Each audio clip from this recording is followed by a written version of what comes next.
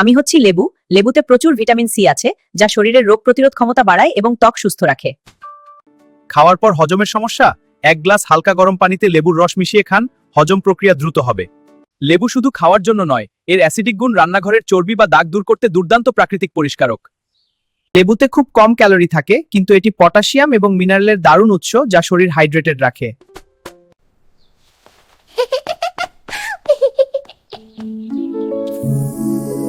আমি হচ্ছি পেঁপে। পেঁপেতে থাকা প্যাপেইন নামক এনজাইম প্রোটিন হজমে দারুণ সাহায্য করে এবং কোষ্ঠকাঠিন্য দূর করতে কার্যকরী।